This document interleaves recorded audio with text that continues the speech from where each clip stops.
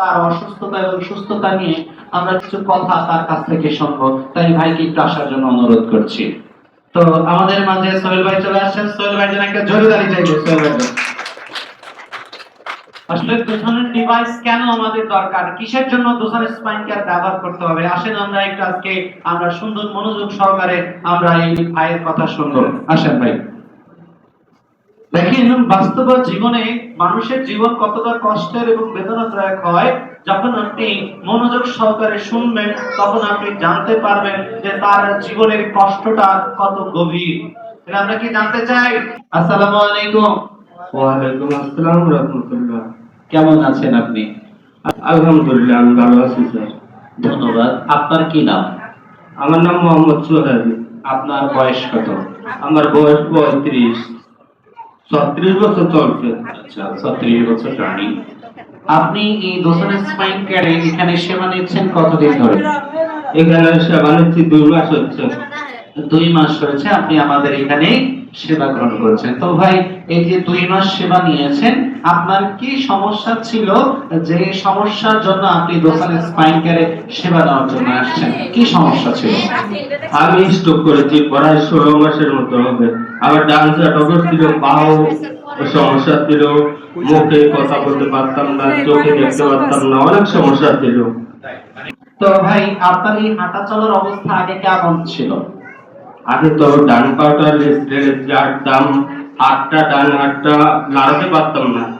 তো এখন কিন্তু লাড়াতে পারি, এই সোজাসুজি হাঁটতে পারি। হ্যাঁ, এখন এখন সমানই মনে করেন চালিয়ে যেতে পারি। তাহলে যে ব্যক্তি আগে হাত উপরে তুলতে পারতো না, পা দিয়ে চলতে পারতো না, তাহলে সেই ব্যক্তি আর হাত তুলতে পারতেছেন, পা দিয়ে সঠিকভাবে হাঁটতে পারতেছেন। দোসনের স্পাইন কেয়ারের সেবা গ্রহণ করে তার এই যে সুন্দরভাবে তার সুস্থতা যে তিনি ফিরে পেয়েছেন, আসেন আমরা একটু তার কাছ থেকে আরো অনেক বিষয় জানবো। ভাই, আপনি যে এখন কত সুন্দর করে কথা বলতেছেন, স্ট্রোক করার পরে এই কথা কি ঠিক মতো বলতে পেরেছিলেন? না, স্ট্রোক করার পরে তো কথা বলতে পারিনি। না, কথা বলতে পারিনি। এখন আমরা কি তার কথা বুঝতে পারতেছি? তাহলে এই যে দোসনের স্পাইন কেয়ার ব্যবহার করার পরে আপনার যে পরিবর্তন, এটা দেখে আপনার নিজের কাছে কেমন লাগছে?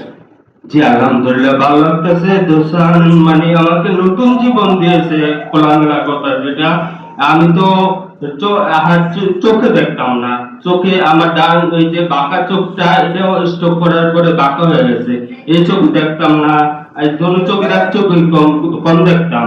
এরপরে কথা বলতে পারতাম না, ডান হাতটা অপর ছিল, পরে সোজা উপরে উঠতে পারতাম না, পাও টলে শ্রী আটা লাগতো। আস্তে আস্তে সুস্থতার দিকে যাচ্ছি আল্লাহর রহমতে, দোসানের থেরাপি দিয়ে। একটা জোরে দাবি হোক ভাইয়ের জন্য। আপনি যে অসুস্থ হয়ে যাওয়ার পরে আপনার পরিবারে বোঝা মনে করছে কিনা বা বিরক্ত হয়েছে কিনা আপনার অসুস্থতা দেখে? হ্যাঁ, অসুস্থতা দেখে তো ঘরের পরিবারও, এই মেডিকেলে আমার এই 3 দিন ডাক্তার বলছে, আর ডাক্তার আমার আম্মার বলছে যে আপনার ছেলে এখন নির্ভর করবেন আল্লাহর উপরে, আর আপনি দোয়া করেন, আপনার দোয়াই থাকতে পারে। এই কথা শোনার পরে আমার বউ, আমার একটা মেয়ে ছিল 4 বছর বয়স, আমার বউ আমার মেয়েকে নিয়ে শ্বশুর বাড়ি গেছে। তার মানে বুঝতে পারছেন, তিনি যখন অসুস্থ হয়ে যান, অসুস্থ হয়ে যাওয়ার পরে তার স্ত্রী স্ট্রোক হওয়ার পরে হসপিটালে রেখেই চলে গেছে। তাহলে মানুষের জীবনে অসুস্থতা এমন এক কঠিন এক বাস্তবতা, যার সম্মুখীন যিনি হয়েছেন তিনি ছাড়া কেউ জানে না। তাই পৃথিবীর সব থেকে অবহেলিত একজন মানুষ হচ্ছে অসুস্থ ব্যক্তি। আর এই অসুস্থ ব্যক্তিকে একটা সময় হসপিটালে রেখে তার স্ত্রী চলে গেছে, কিন্তু মা আর বাবা ফেলে যায় নাই, তার যত্ন নিয়ে তাকে সুন্দরভাবে সেবা দিয়েছেন। আর তার পাশে তিনি দোসান ব্যবহার করে তার সুস্থতা ফিরে পেয়েছেন। তিনি প্রায় দীর্ঘ 1-1.5 বছর উনি অন্য জায়গায় বিভিন্ন জায়গায় থেরাপি নিয়েছেন, আমি আমার সাথে সব কিছু শেয়ার করেছেন। কিন্তু তারপরও তিনি সেখান থেকে তুলনামূলক কোনো রেজাল্ট উনি পায়নি। যা দোসান ব্যবহার করে তিনি যেটা পেয়েছেন তা অন্য কোথাও পায়। এই জন্য আমরা যারা দোসানের স্পাইন কেয়ারের সেবা গ্রহণ করছি, আমি আপনাদের সবাইকে অনুরোধ করছি যে দোসান গাজীপুর ব্রাঞ্চ হচ্ছে নাম্বার 1। দোসান গাজীপুর নাম্বার 1।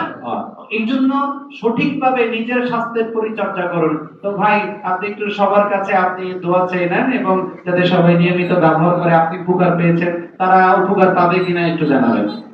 জি, আমার জীবনের কথা বললে তো আর শেষ হতো না। তো আমি একটা রিকোয়েস্ট করি সবারই, আমি যেরকম পরিস্থিতি ছিলাম, আমি চৌরাস্তা মনে হয় আমার জীবনে আর দেখতে পারবো না, এরকম মানে নিজের একটা মনের ভিতরে আগ্রহ থাকছে। এখন আল্লাহর রহমতে থেরাপি দিয়ে চৌরাস্তা জায়গা জায়গা হাইটা দেখতে পারি, যে জায়গাগুলো আমি ভালো থাকতে হাঁটছিলাম এই জায়গাগুলো দেখতে পারি। তো আমি তো স্ট্রোক করেছি, আপনাদের অনেক ছোটখাটো রোগ আছে, সবাই নিয়মিত এই দোকানে একজন দোকান যেটা থেরাপি দিবেন, আল্লাহর রহমতে সুস্থ হয়ে যাবেন। দোকান হচ্ছে আল্লাহ ভালো করার মালিক। আমিও দোকানে থেরাপি দিতেছি, আল্লাহর রহমতে ভালো হইতেছি। আপনারা সবাই আমার জন্য দোয়া করবেন, আমি যাতে সুস্থ হতে পারি, আমার আগের জীবন যখন আমি যাতে ফিরে যেতে পারি, আমার বাবা মা সবাই নিয়ে যাতে সুখে থাকতে পারি। আপনারা সবাই দোয়া করবেন। আসসালামু আলাইকুম। একটা জোরে তালি হোক আপনাকে, এবং ধন্যবাদ আপনাকে। অনেক অনেক ধন্যবাদ এত সুন্দর করে আমাদেরকে, এত সুন্দর করে তথ্য আমাদেরকে দেওয়ার জন্য। আপনাদের সবাইকে, ভাইকে অনেক ধন্যবাদ। এবং